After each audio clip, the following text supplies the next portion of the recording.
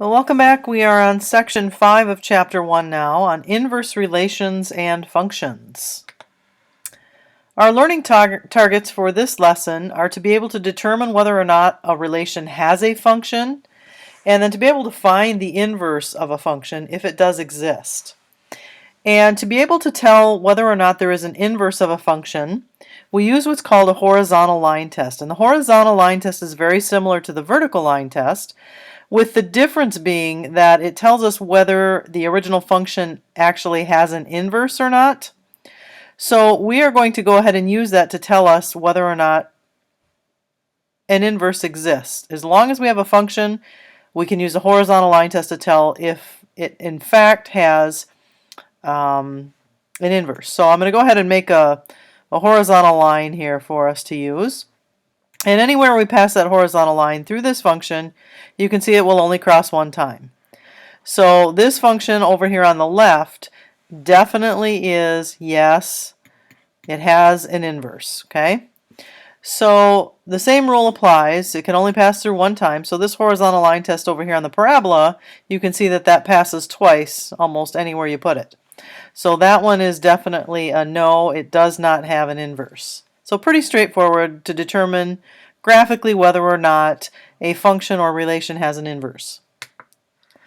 So there are three ways of determining whether or not a function has an inverse. We can do that graphically, and if we were to do that graphically, what we would do is we would reflect the original graph about the line y equals x, and if we reflected that graph, then the reflection would be the inverse. We could also do that numerically just by plotting the reverse of the coordinates. So if we had the point 2, 3 on our graph, we could plot the point 3, 2 would be on the inverse of that graph. And we'd have to do that for every point. We will be focusing on finding the inverse of a function algebraically. So to do that algebraically, what you do is you end up switching x and y in your original function equation and then solving for y.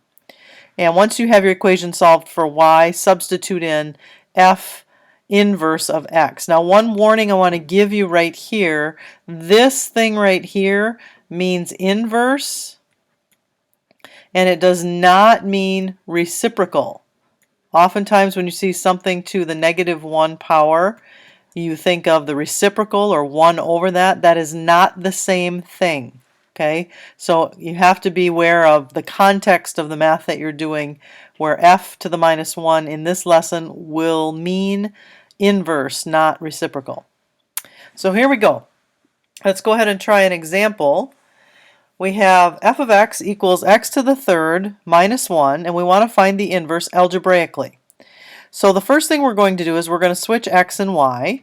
So f of x is usually y, and we're going to go ahead and switch those. So we have x equals y to the third minus 1. So now we're trying to solve for y. You're trying to get y by itself, so we need to add 1 to both sides. And we get y to the third. Now I switched these on you. I switched sides here. Y to the third equals x plus 1. And then to get y by itself, to get rid of that power of 3, we take the 1/3 power, or the cubed root. And we get y equals the cubed root of x plus 1. And then we can replace y with f to the -1 of x, f inverse of x. And that is the inverse function algebraically. It's not too bad. If we want to prove or verify that a function is an inverse, then we have to show the composition of the function and its inverse both are equal to x. So we're going to go ahead and do that. Here's the formal definition. It says a function f of x has an inverse f inverse of x if and only if you put that inverse into the function and you get x out, and then you put the function into the inverse and you also get x out of it. So this is a little bit of a lengthy process, but let's go ahead and try an example. So we have this function f of x. We want to find the inverse. So first of all, we're going to replace f of x with x. Okay, we're going to switch x and y. Normally this would be y equals x plus 3 over x minus 2. So we're going to say x equals y plus 3 over y minus 2. And we're going to try to solve this for y. Well, I need to multiply both sides by y minus 2. And when I do that, I get xy minus 2x equals y plus 3. These cancel over here on the right-hand side. And then get your y terms all on one side. So I'm going to bring this y term over and the x term to the right. So I get xy minus y is equal to 2x plus 3, and then factor out a y, and you get y times x minus 1 equals 2x plus 3, and then lastly divide both sides by x minus 1. So we get y equals 2x plus 3 over x minus 1, and so now we can replace that y with f inverse of x equal to that. So now what we're going to do, remember our formal definition says we have to do two things. We have to put the inverse in the function f, and we should get out x, and we have to put the function itself into the inverse, and then also get out x. So we need to demonstrate both of those in order for this to truly be, or to prove that it is, an inverse of the function that we started with.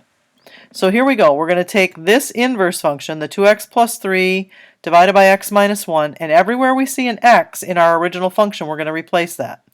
So this does get a little bit ugly. We get fractions inside of fractions, but that's okay because they will cancel out eventually. So my original equation was x plus 3 over x minus 2, but instead of x, we have this 2x plus 3 over x minus 1. And now we need to get common denominators. So this is really 3 over 1, so we're going to multiply it by x minus 1, and same in the denominator. So we get 2x plus 3 times x minus 1 all over x minus 1. And in the denominator, we multiply the 2 times x minus 1 so that we can have that fraction as well.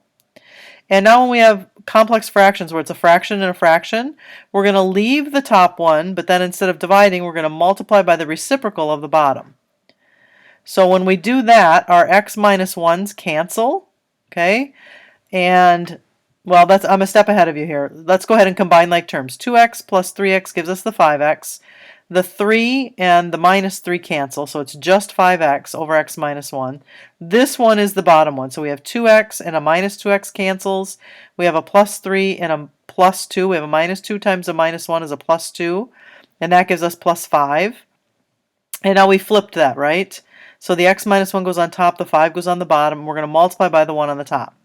So I did a whole bunch of steps there in one big step, so hopefully you could follow along with that. And our x minus 1's cancel, our 5's cancel, and we're just left with x. So far so good. We did get x for this one. So now let's do the same with the other one. We're now going to put this function f into this function down here, f inverse of x. So we're going to have 2 times this mess plus 3, all divided by the mess minus 1, right? So here you can see a copy of that. And now we need to simplify this, right? So when we go ahead and simplify, we get 2x plus 6, and then this one needs to be multiplied by x minus 2 to get a common denominator. In the denominator itself, we have x plus 3. Now this minus 1 needs to be multiplied by x minus 2. So you've got to be really good with your fractions here to keep following what's going on. We're multiplying by x minus 2 over x minus 2 to get this one to have a common denominator. And now we need to get rid of all of those parentheses. So up here we have a 2x and a 3x, which is going to give us a 5x. And then we have a plus 6 and a minus 6, which cancels out, all over x minus 2. So this fraction right here is just the top numerator. This fraction is the bottom denominator upside down. So here's your x minus 2. And then we have an x plus 3 minus x plus 2. So the x minus x cancels, then we have a 3 plus 2, which is 5. And you can see again, the x minus 2's cancel, the 5's cancel, and we are left with x. So we have proven that this is indeed the inverse function because the composite function, f composite f inverse and f inverse composite f, give us x. And that is the definition of an inverse. One more example for you. It says find the inverse of this function and state any restrictions on the domain. Well, first of all, we need to write what our restrictions on the domain are. Well, when we have a square root function or a radical, we cannot have anything that's less than 0 under the radical. So just set whatever is under the radical equal to 0 and say that has to be greater than or equal to 0. Solve it for x, and we get x must be greater than or equal to negative 3. Now, we also, our range on this one, even though it's talking about the domain, I'm going to go ahead and write what the range would be. If we were to graph this thing, we would only get values greater than or equal to 0 on the y-axis, okay, for the y variable. And you'll see why that's important in just a minute. So now let's go ahead and algebraically find the inverse function. So we're going to switch x and y. and now I want to solve for y. Before I do that, once I switch x and y, I also have to switch x and y in my domain and range here. So I've just copied the domain and range over with different variables. Then I'm going to square both sides, so I get x squared equals y plus 3, subtract 3 from both sides, and there I have the inverse function, f inverse of x, is equal to x squared minus 3, and then we have this same restriction on the domain here. X greater than or equal to 0 was an inherited domain restriction, and that came from up above where we reported what the range was. So the domain becomes the range and the range becomes the domain when we're doing the inverse functions. And that is it for this section. See you next time.